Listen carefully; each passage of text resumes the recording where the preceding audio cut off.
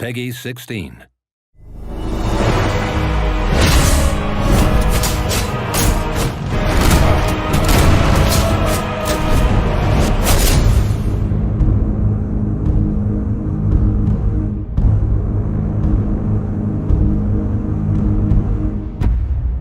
Empyreal is a sci-fi fantasy action RPG. I call it sci-fi fantasy because the setting is sci-fi, but I think the mood and feel is more fantasy.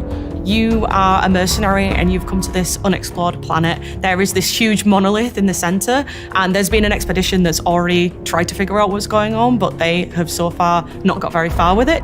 They've been trying to explore this monolith that's been built by a lost ancient civilization, and it becomes clear that this civilization has made discoveries that are unknown to the modern world. Players can choose a weapon at the start of the game, but they're not locked into that. They can change once they pick up a new weapon, and they can experiment with different play styles. You can also customize your character, so you can make it however you want. There's lots of customization options, and I think there's a lot of variety there for players to explore. And then beyond just the visual customization of your actual physical appearance, you can customize it with armor sets, and we have dozens of different visual assets for those as well.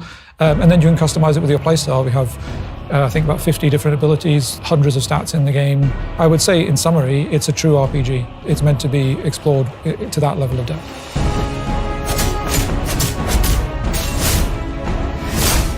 The combat revolves around 3 different weapon archetypes. So we have a glaive, cannon, mace and shield, and they all play very differently. Just by equipping the weapon, you will get different moves, and you'll get a completely different feel. Once you've chosen your weapon archetype, you want to be selecting your abilities as well. So you have several choices of abilities to make. Some are specific to the weapons, and some are shared. And then you have ultimate abilities, which require energy to build up. We have sort of a camera cut, so you get this spectacular, explosive kind of aspect of the combat as well. There are thousands and thousands of possibilities for creating your build. You could create something basically entirely unique. You can only change your loadout when you're in sort of the safe central hub zone area of the game. But if you find that for whatever reason a particular level doesn't seem to fit with the build that you've made, then you can change that and try again.